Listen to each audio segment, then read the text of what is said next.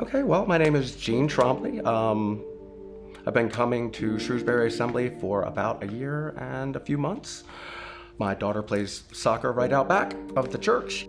My backstory is my dad was a Vietnam veteran, or he was stationed in Korea where he met my mother. He went into the military when he was 15. He was 101st Airborne Division. He was the most fired upon platoon in Vietnam. He had a Silver Star and a Purple Heart. He saved the only other person that made it out of the platoon. It was him and one other person that he saved that made it out alive, and that was it. My brother was actually born in Korea. Then we moved. He was stationed in Fort Meade, Maryland, where I was born. Then my mom and dad got divorced when I was 3. We went to live with my father because my mom, being an immigrant, new to the country, she didn't know the culture, didn't know anything. He was stationed in Fort Lewis, but we didn't live on base. We lived in this little town called Ashford. We were out in Nowhereville, and it was my older brother who was 8 at the time, and I was 4. And we were left for like weeks at a time. He wouldn't come back. He was growing marijuana in the fields in the back. I look up in the rafters, and there's marijuana drying in the rafters when I was a kid. People in our community, they were loggers, because in Washington State, that's a very big thing up there. And one day we saw them come in with groceries, and we hadn't had food for like a couple weeks because my dad wasn't there. They came, dropped stuff off, and left, and we ended up breaking into their house. When you're 8 years old and you have no food, and you see food, you walk into someone's house, your first instinct was like, they have food, I need food. I could take a rock, break that window, open up the door, go get that food. They're never home. Well, we didn't know any better. We didn't know that that's not what life was supposed to be like. They came home, they came over to our house, asked, did you see anything? And they saw their food. They were like, where's your dad? We're like, we don't know. We haven't seen him in weeks. And they were like, weeks? And what did they do? They were like, you know what, come on. They brought us over to their house, made us a meal, did all that, waited with us until my father got home, confronted him. They got the schools involved. They called the military, they called the army. They got in touch with his commanding officer, and yeah, well, my mom finally got involved. My mom had no idea what was going on there. He had a dishonorable discharge. He threatened us when we were like, he was like, if you tell them anything, he was like, I will kill both of you. You know, and we just looked at him, and we went in there, we spilled the beans. We were like, we don't see him for weeks at a time. We just told him everything, you know, and yeah, they were like, well, your mom said she would come get you guys or we'll fly you back to Maryland. We ended up flying back from Washington to Maryland. And my mom wasn't that much better though. You know, my mom was an immigrant, very angry. Coming back, it was weird. Having someone tell you what to do that you don't even know. Me and my brother were a handful anyway, because we were kind of like the Lost Boys, you know? It was like we were kids raising kids. We were raising each other. My older brother, his name is Paul. He's had a lot of trouble through his life. He went down the same path that my father went with the abuse. It wasn't so much physical, it was more verbal. He stayed physical with me growing up, more so than my parents ever were, you know, because I could escape it from them. But with my older brother, it was always there. You know, we have a lot of trust issues. We have a lot of abandonment issues. And you got to find the relationship that you're not going to be abandoned from. And I was like, and that's what brought me closer to God, because he's always been there. I'd always been kind of a troublemaker. Trouble was more fun. I was always around the older kids. After my brother had gone into the military, I started hanging out with more of his friends than my own friends, and they were into a lot of stuff. Drugs, cocaine, drinking, stealing my mom's cigarettes and cutting the filters off because she smoked ultralights or something like that, and you couldn't get anything out of them, so, you know, we chopped the filters off and we were smoking cigarettes. I was trying to numb myself, basically, because I was always in pain. Like, why didn't my parents love me? Why am I always being beaten up by my brother? You know, what is it about me that they hate so much? Why did my dad have to do all those things? Why does my mom act the way that she does? I was in a really bad car accident when I was 15. She went through a lot of crap with that. I didn't listen. I went out. I didn't have my license. A friend of mine said, hey, I was supposed to go pick Bill up from the place he's playing basketball. His dad said he couldn't pick him up.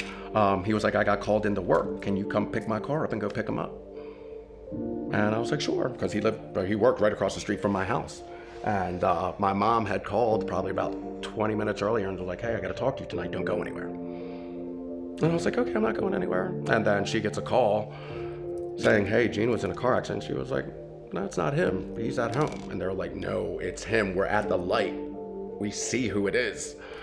I got hit by a drunk driver doing 110 miles an hour. Basically he put me in the hospital for 3 months. I got out of the car, fell over.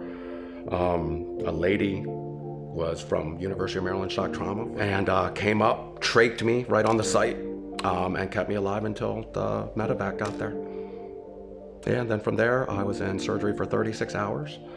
I was pronounced dead 3 different times for a total of 37 minutes.